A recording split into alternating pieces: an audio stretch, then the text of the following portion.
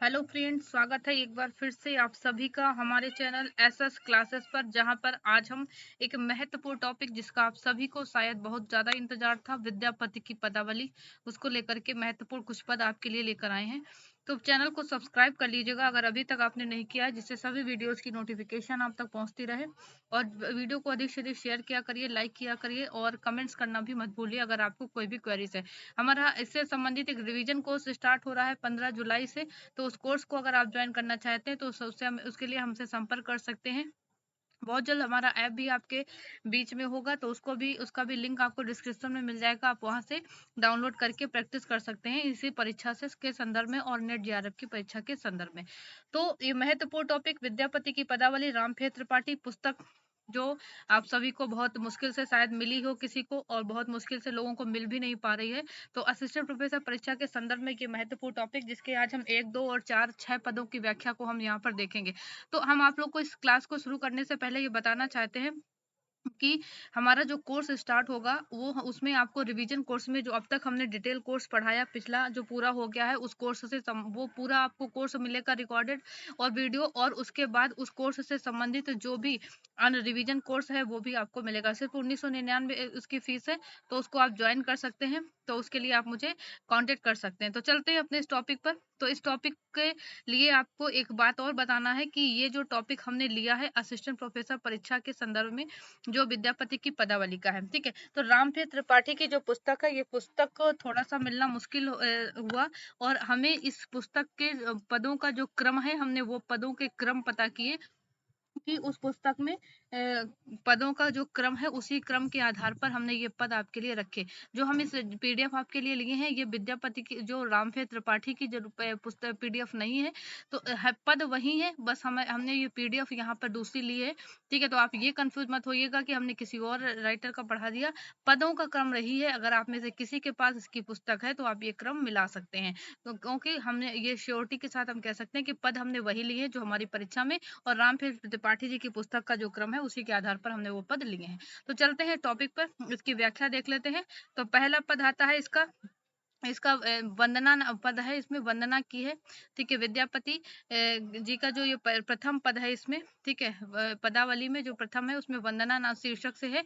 तो इसमें वंदना करते हुए लिखते हैं विद्यापति जी की, नंदन नंदन नंदन नंदन कंदब तरुतर, घिरे घिरे घिरे मुरली बजाव, समय सकेत निकेतन बैसल, बेरी बेरी बोली पठाओ, और सामर तोरा लागी अनुखन, विकल मुरारी, और जमुनाक तिर उपवन उद्वेगल, फिर ततहि निहार, गोरस बेचई अवत, जाइत जान जनि जनि पुछ बन मारे।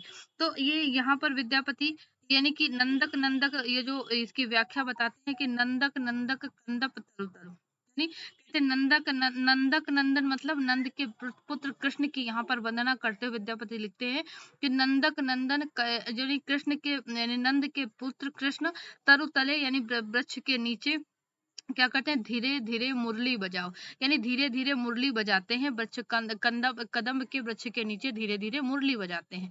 समय सकेत निकेतन बैसल, समय सकेतन निकेतन मतलब मिलने का एक निश्चित जो स्थान है, ठीक है। तो कहते हैं कि वहां पर यानी बेरी बेरी बोली पठाओ, ठीक है। तो कहते हैं वहां पर एक मिलने का जो एक निश्चित उनका स्थान है, वहां पर बैठे हुए हैं।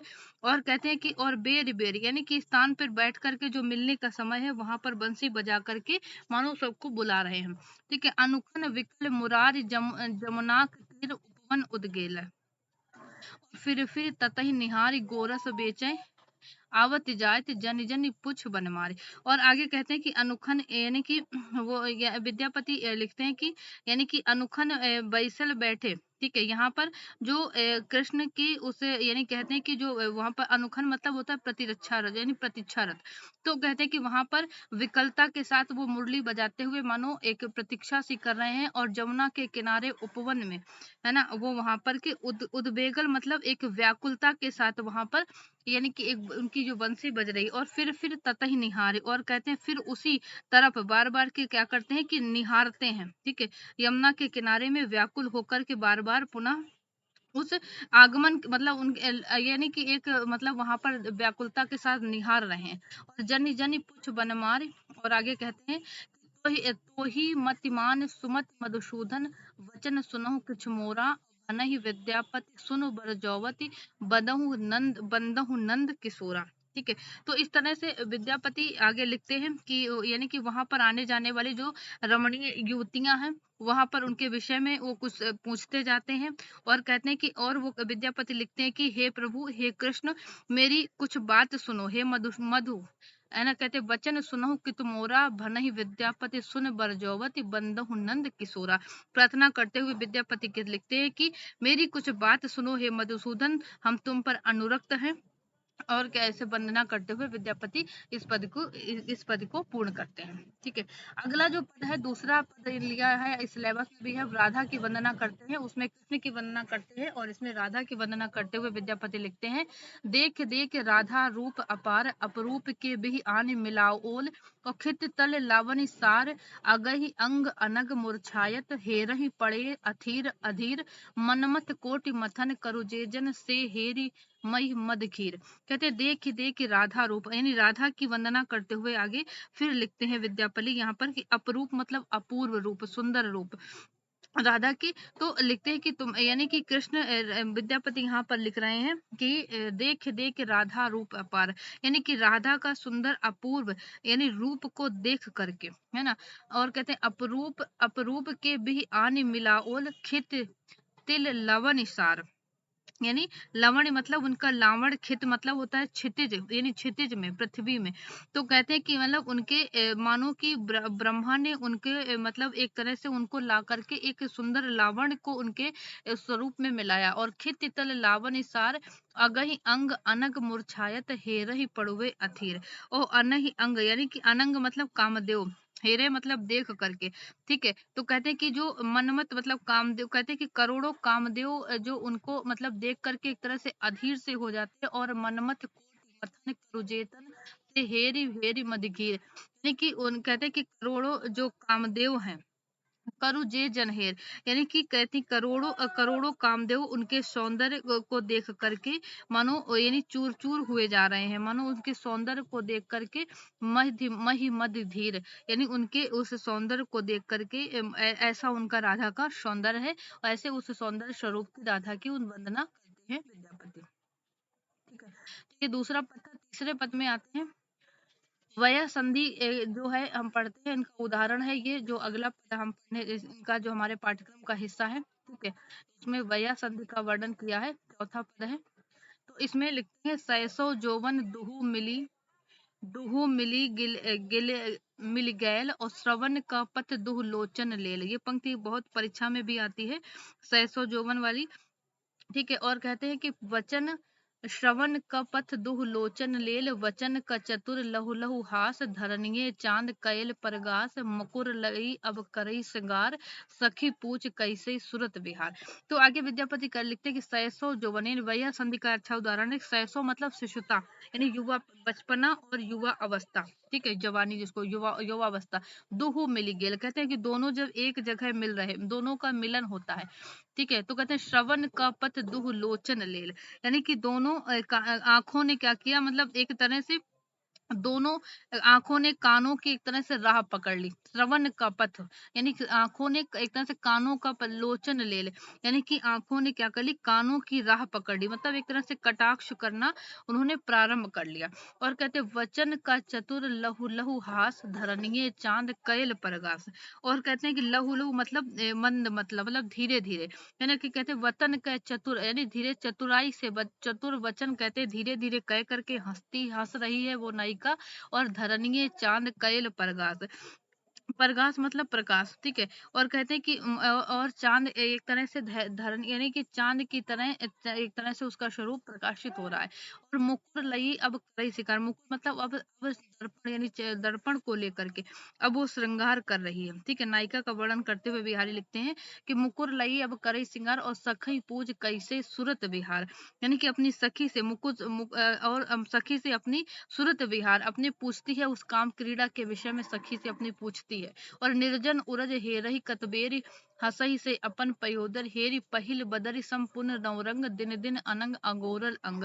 और कहते हैं कि आगे की निर्जन उरज अपने उरज को देख करके वो बार बार देखती है और हंसई अपन पयोधर हेरी, और कहते हैं कि अपने उस पयोधरों को देख करके वो बार बार मुस्कुरा रही है। तो पहिल बदर सम पुन नवरंग दिन दिन अनग अगोरल लंग, और कहते पहिर बदन, ठीक है, यानी पहिर बदन सम पुन नवरंग, यानी कि नवरंग के समान उसके, यानी कि उनको वो पहन करके उसका उसके अपने एक तरह से शरीर शारीरिक एक तरह से यहाँ पर देखिए आप लोग इसके भाव को आप समझ सकते हैं यहाँ पर, ठीक है। विद्यापति की जो एक तरह से मानसल प्रेम का वर्णन विद्यापति ने यहाँ पर इन पदों पर किया है, तो ठीक है, तो वहां पर आप इसकी व्याख्या को और इसके भाव को आप यहाँ पर जो अर्थ दिए हैं वहां से भी आप समझ सकते हैं। फिर आगे करते हैं, माधव पेखल पुरुष वाला सैसो जोबन दुहु एक भेला। तो कहते हैं माधव पेखल। आगे फिर विद्यापति लिखते हैं कि माधव पेखल की, यानी कि जो कृष्ण यहाँ पर भी उसी नायिका के सुंदर स्वरूप का वर्णन करते हुए, ठीक है, विद्यापति लिख रहे हैं कि पेखल मतलब देखा, ठीक है, माधव पेखल, माधव ने कृष्ण ने देखा अपरूप वाला एक सुंदर अपरूप सौंदर्य को, उस युवती के सौंदर्य को माधव ने देखा। और सैसो जोबन दुहु एक भेला, जिसमें क्या होता है, सैसो यानी युवा बचपना और युवावस्था दोनों मिलकर के एक हो रहे हैं। विद्यापति कहे तू अज्ञानी दुहु एक जग है के सयानी। तो विद्यापति आगे लिखते हैं कि यहाँ पर कि दुहु एक जन, कि ये कौन कहता है, कि यानी कि भेला मतलब हो गया, कि यानी कि दोनों उसका यानी कि जो शैशव और उसका युवापन है दोनों मिलकर के एक हो जा रहा है। और युवा ये दुहु एक जग होई कै सयानी, यानी कि उसमें कहने का भाव कि नायिका में एक युवावस्था का, यानी कि उसके चिन्ह उसके शरीर पर सुशोभित हो रहे हैं, ठीक है। आगे चलते हैं अगले पद में, छठे पद में। तो आगे लिखते हैं कि सैसो जोवन दर्शन भैल दुहु पत हेरत मनसिज गैल बदन के भास पहिल परिचार भिन्न जन देल भिन्न अधिकार कटिकय गौरव पाउल तम एक। देखो यहाँ पर एक से फिर से वही सौंदर्य का वर्णन नायिका की यहाँ पर विद्यापति करते हैं, ठीक है, और आप समझ सकते हैं इसकी व्याख्या एक तरीके से, आप इसके भाव को समझ लीजिए। और यहाँ पर कहते हैं सैसो जौवन दर्शन भैल, यानी सैसो अवस्था और युवावस्था दोनों के दर्शन होते हैं। दुहु पद हेरत मनसिज गैल, मनसिज मतलब काम, दोनों राहों को देखते हुए कामदेव ने, यानी कि तरह से एक तरह से दोनों राहों में कामदेव ने, वहां पर कामदेव क्या होते हैं, गमन करते हुए दिखाई देते हैं। मदन का भाव पहिल परिचार भिन्न जन देल भिन्न अधिकार। और कहते हैं मदन का भाव पहिल परिचार, और मदन मतलब कामदेव, ठीक है, पहिल प्रचार मतलब प्रथम प्रचारित हुआ, एक तरह से मतलब जब उनकी शैशव अवस्था और युवा अवस्था दोनों का संकेत उसके दिखाई देता है उस युवती पर, तो कहते हैं कि एक तरह से ऐसा लगता है कि मानो कामदेव का, यानी कि इस तरह से प्रथम प्रचारित कामदेव का प्रथम प्रचार वहां पर दिखाई पड़ता है, ठीक है। और कहते हैं कि कटिक गौरव पाउल नितंब एक खीन अवोक अवलंब। कट यानी कमर की बात करते हैं कि गुरुता है, और नितंब की बात करते हैं वहां पर कि, और उसके नितंब एक का खीन आलोक अवलंब।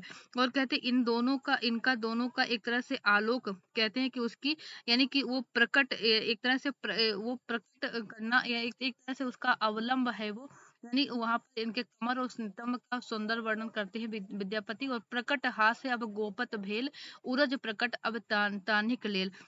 और कहते हैं प्रकट हास, ठीक है, प्रकट हासो अब यानी गुप्त हुई, और उसकी प्रकटता मतलब, यानी कि अब यानी उसके मतलब एक युवा अवस्था उसके उस युवती पर एक तरह से दिखाई पड़ने लगता है।